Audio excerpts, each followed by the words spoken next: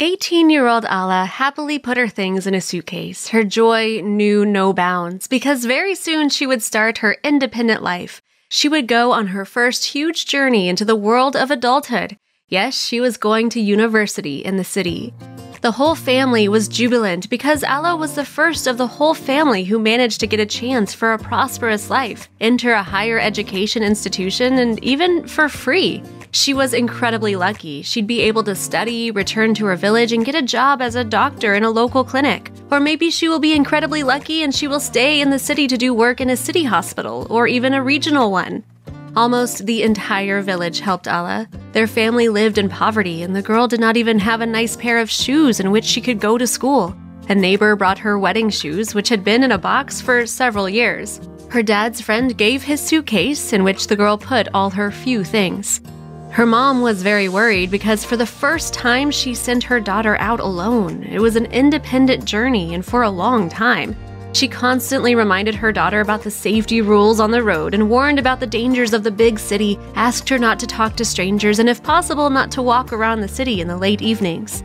Alla smiled and constantly reminded her mother that she was already an adult and she already knew all these rules. She told her mother not to worry, she would behave well and go only to class and home and would never give her mother a single cause for concern.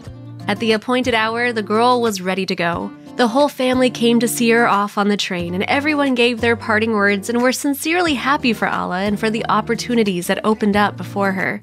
The train left the station and carried Alla into a new, unknown life full of new discoveries and adventures. Upon arrival in the city, she first of all rented a room for herself, settled down in it, and called her mother to reassure her that everything was in order and she had a place to stay. Her mom was very glad that her daughter had a room and everything was fine with her. The next day, the girl went to the university to submit documents. On her way there, she watched everything in the street, noticed interesting places for future visits, and in general, she was in high spirits.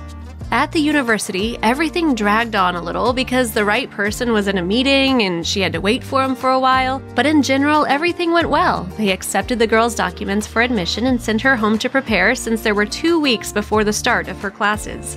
On that day, the girl walked around the city for a very long time, explored new places, went to shops and tried on beautiful dresses, drank coffee in a local cafe, saw a beautiful handbag, and could not resist. Her relatives collected a small amount of money for her journey, which in one day simply melted away before her eyes. Alla very quickly realized that in order to live a beautiful life in the city, one scholarship would obviously not be enough because in addition to food, she wanted so much. To walk in the park, to go to the cafe, to buy new clothes for herself, and go everywhere and watch everything. She was determined to find a job because she was a smart girl, so she had no doubt she could easily combine work and study. The next morning, Alla was already exploring the internet in search of work. She had no work experience yet, so she was glad to have any suitable vacancy. Most waitresses and shop assistants were required, although shop assistants needed some work experience. The most suitable vacancy, according to her opinion, was the vacancy of a waitress, so she could easily combine study and work. In the afternoon, she would have class, and then she would have a couple of hours to rest before going in the evening to work a shift in the cafe, then home, and again she could sleep a little before school. It was perfect, she thought, and dialed the phone number from the ad. A woman with a pleasant voice answered the call. She asked a lot of questions, wondered if Alla had any experience, what was her schedule, and so on, and when all the questions were answered, she invited the girl for an interview. Alla was delighted. The first call was successful and she was invited for an interview. By a lucky coincidence, this cafe was not far from her house. This has got to be too good to be true, she thought, and started getting ready for the interview. She was immediately taken on and she was asked to start on the same day since there were few free waiters at the time, and Alla immediately stayed for training. Work was easy for her and the girl was quickly brought into her own schedule for independent work. The 2 weeks before the start of school passed unnoticed and Alla went to university. Just then, terrible news came from home. Her dad and brother took her grandmother to the district hospital and their car turned over on the road. Unfortunately, no one survived the accident. Alla was shocked. She even wanted to leave the university and return to the village, but her mother insisted that the girl not think about such nonsense and continue her studies, as her dad and grandmother wanted. They were very proud of Alla, so she simply had to stay and get a higher education, at least for them. The second sad circumstance was that now her mother did not have the opportunity to help her financially, and she simply had to continue working in order to pay for housing because the scholarship was only enough for food. Now the girl had to work and get money not for entertainment, but for the necessary expenses of life. The first few months, she managed to combine study and work very successfully until finals came. Alla simply did not have time to prepare for the upcoming exams and go to work at the same time. She had to quit her job. How to make her living, she just could not imagine.